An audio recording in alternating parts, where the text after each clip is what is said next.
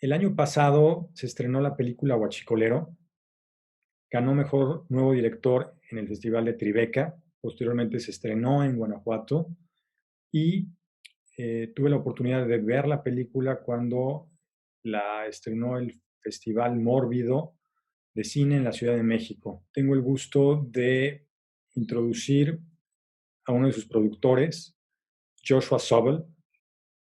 Bienvenido, Joshua. Un privilegio.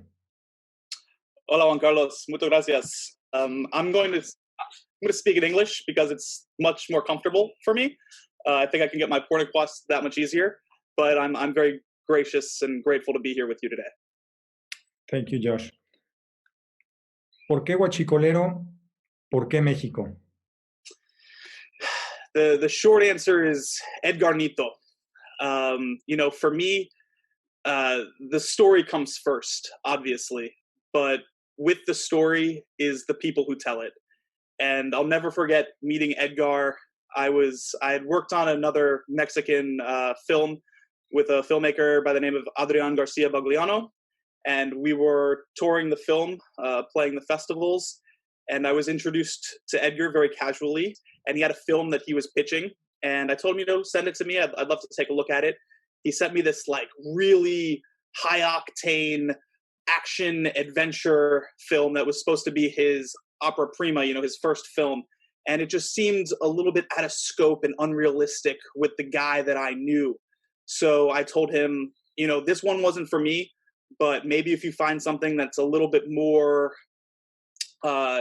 just true to yourself, I would maybe connect more. And it was maybe 3 weeks later that he wrote me and said, that thing that you wanted, I found it.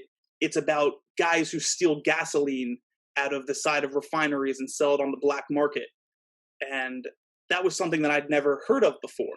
So I immediately started doing research, and we didn't even know how to pronounce huachicoleros at the time. We didn't know if it started with an H or with a G. It was just so new at the time. So I started to notice these different articles that were popping up on international news syndicates, and realized that this was really a divisive issue that was happening in Mexico right now. And Edgar was really on the precipice of introducing it to the cinematic world, which it hadn't really been, revealed. There are some movies about gasoline extraction, but nothing like this in rural Mexico.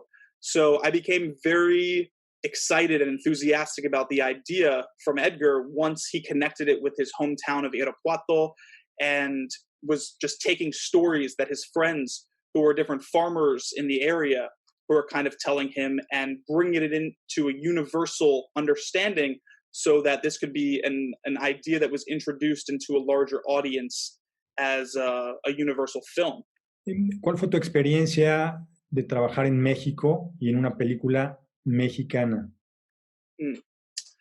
Increíble, man. Honestly, I have to be honest. I think that the most value that I took out of this entire experience was the people that I was able to meet through this production. I was fortunate enough to work with an entirely Mexican crew and team, and that extended into the lives of all of these people. And I really built a community. I really just saw the team that Edgar built around himself as all of these people who believed in him as much as I did. So that really gave me the support and the confidence to be able to allow them to function and do their own thing, and have, us producers more just as, flies on the wall, problem solvers, if you will. But I have to say, in my experience working with Edgar Nito and working with his team, I have not had an easier time shooting. We had so many different people who were telling me that, it's so dangerous to go and film where we were filming. And at the time, it definitely was something that I put a lot of caution into, and we thought about security and all of these different things, and we were very safe. But we never had any experiences where I felt unsafe, or, we had any kind of hiccups. On other shoots in New York, it's very common, that's where I originally started working. it's very common to have equipment stolen, or just having all these different kind of problems that could come from community. And I'm not saying that that doesn't happen in Mexico, because I've heard stories, of course it does, but in my experience, we had a really incredible shoot. Everything kind of went off without a hitch. And then once we were able to get the support of the Mexican government to continue enhancing the vision and being able to shoot a little bit of additional scenes, that really just made the movie kind of go from being good to being great. And that support, from not only from the locals on the ground as terms of the vendors, but also in this experience working with the government, it was really, really positive. ¿Por qué un tema tan polémico, tan complejo, ha traído consecuencias? For me, I've never shied away from controversy or politics or any of these things. I grew up really loving thrillers and horror movies, and understanding the horrors that we have within our own societies has really encouraged me and inspired me to go out and search for these hidden truths. So while I'd never heard about the huachicoleros or the gasoline extraction when I first started working on this with Edgar, as we continued to work on it, it started becoming more and more prevalent within the news media. I remember, right before we were making the movie, we were talking to people about huachicoleros and no one knew what they were. And then right as we started working on it and we started talking to people and telling them what it was about, we started to see the looks on their faces kind of change to understanding exactly what we were doing.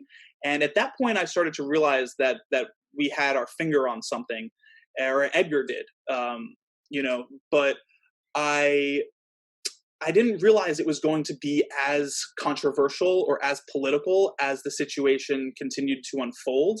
And, in January of 2019, there was a viral video that was released online about all of these people that were going and extracting gas. And there was a gas leak that caught fire, and there was an enormous explosion that resulted in a tremendous amount of casualties and injuries for 90 to 100 people.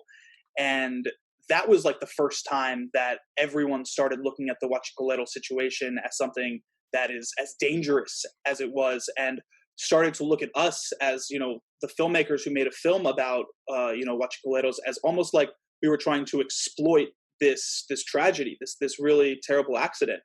And that was so far from the truth, because we had been making this movie for 2 years at this point, when this had happened.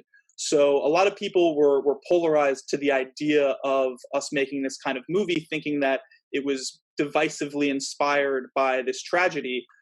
But that has obviously had some negative ramifications on the movie.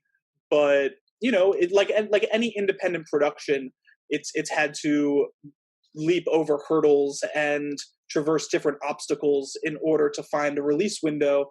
And of course, just as we were preparing to do an international worldwide release of the film, that's when the greatest pandemic of our time has struck, and didn't allow us to show this movie in movie theaters like we originally were planning. So now it's this time of transition and trying to figure out exactly how we are going to release the movie once we get back to normalcy. La pandemia, ¿qué pasa con el cine?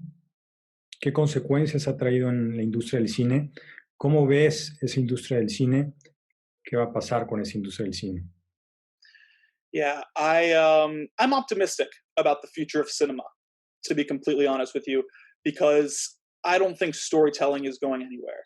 I don't think people's appetite to watch movies is diminishing whatsoever. I think it's only starting to build momentum with this new technology and new normal of watching movies, which is in our homes. I'm very confident that once the pandemic has evaporated a bit, and it is safe to go back outside and have community building events, the cinema will be one of the first thing that people will flock to. I wholeheartedly believe in the communal experience of watching a film with strangers. I think there's nothing like being in that energy, in that physical space with other people, and just hearing their reactions and feeling them as a community. I think that not only just the cinematic experience, but also the more community building side of film festivals and film related events is going to come back in a real flourishing way, because the community's been apart and everyone really misses getting together and having these conversations that has almost been the foundation of all of our lives, careers, and modes of entertainment. So I really believe that while we're going through a grand readjustment right now, it is ever present to me that we are only in the beginning of the history of cinema, which is only 100 years. And I very well see another 100, 200, 300 years of, motion picture being very, I don't know, being intertwined and being within the fabric of all of our lives. And I also will talk about a little bit about just filmmaking and the methodology of the process now, which I think is so important. I think the real technical artistry that someone like you can really appreciate, Juan Carlos, is how these things get made in the first place. And we're kind of going back to the drawing board to seeing if we need all of these different positions that may have been fluff over time, that might not be as necessary when we think about the more skeletal crews that it takes to really just get the shot. And I think a lot of us are thinking a lot more practically in terms of slimming down production sizes and people, frankly, so that we can be able to continue to tell these stories and get out these messages that are being so devoured today in these new streaming sites like Netflix, Hulu, Amazon, etc. Tengo la esperanza de que el sistema del arte transite a un mejor lugar. ¿Crees que el cine, dentro de su narrativa, sus mensajes, el mismo sistema del medio cinematográfico transite hacia un mejor sitio, más humano, con mejores mensajes, con una mejor narrativa, más incluyente? Yeah, I think this time is really necessary for a lot of us, because so much of us get so consumed with what's right in front of our face that we don't necessarily think about the bigger picture at hand. And I'm for one very fortunate about this time of reflection, because in the world we must listen to what's going on. And I think one of the largest conversations being had today is about representation in cinema, and that's something that I've always been a tremendous advocate for. With the first movie that I ever produced, it was a it was a kidnapping thriller from Metro Manila in the Philippines. And I just teamed up with that director again, about right after Huachicolero wrapped. I started working on my next feature with Ron Morales, that was set place in Manila. And we positioned it with a Black female lead from Trinidad and Tobago, who is co-starring amongst other really profound minority casts. We have Adam Bakri, who is one of the most prestigious Palestinian actors in the world, as well as Arturo Castro, who is coming from Guatemala. I think that with everything that's going on with Black Lives Matter, and that whole conversation that's coming out of the United States political spectrum, is really refreshing, because a lot of us are thinking about the kinds of roles that have been filled traditionally in Hollywood, and how it's all technically been a white male driven story. Now, I personally can obviously identify as a white male, and I've wanted to be a part of that that confrontation that for so long has been just dictated from people who look like me, and being able to transition that into voices from different auteurs who come from different places, who are kind of shining lights on different subject matters that haven't been explored. Ever since I lived in New York and I first really was exposed to racism when I was 18 years old, that's been a really significant theme in my life, because I grew up in somewhat of a bubble. Not that I grew up, amongst just other white Jewish kids. I grew up in a multiracial public school in South Florida, and growing up with these kids, surrounding me from everywhere, I felt like we were all the same, and that's what we were instructed.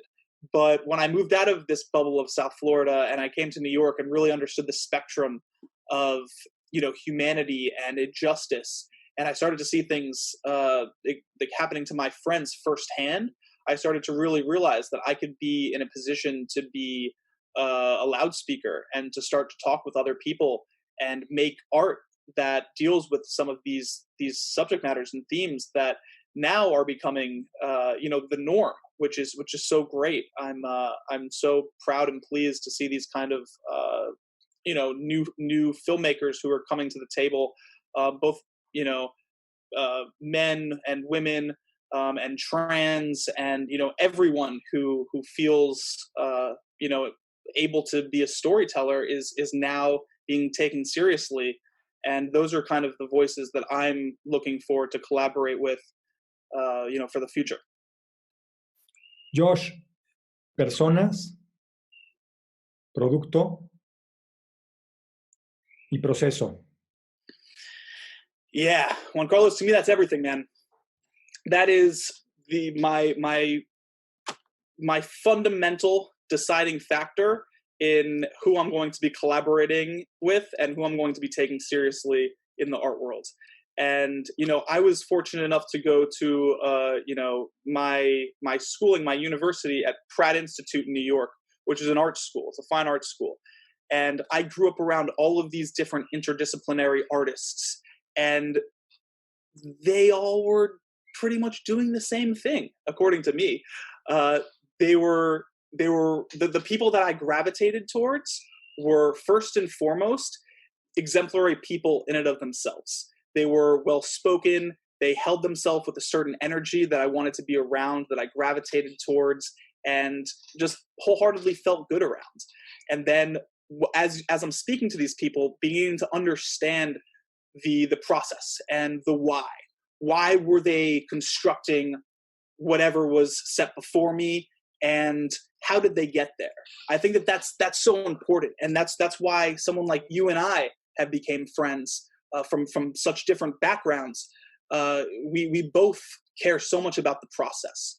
We care about how we source our materials, what conditions we're in when we're creating, and of course, what we're talking about. Because the catalyst or the impetus for any of the art that we make or that we consume is, for me, and I know for you, narrative driven. It's the why. And I think the same can be said for a designer who's designing a piece of furniture, or a fine artist like yourself who is creating paintings or sculptures, and definitely for film, which has always excited me as a producer, because I'm able to work with all of these different artists. You want to work with the right people. I can't drive that home enough. I mean, especially in an industry as vain as the film industry, there are so many people who see it as their ticket to a lifestyle of glamour and red carpets and photo shoots, and they're kind of looking at it for all of the wrong reasons, and not really looking at the artistry for what it is, which is a voice, which is a pure and impassioned plea. And that's always been how I look at any art, and will be the continuing light in how I choose new filmmakers to work with, or new friends that kind of come into the conversation.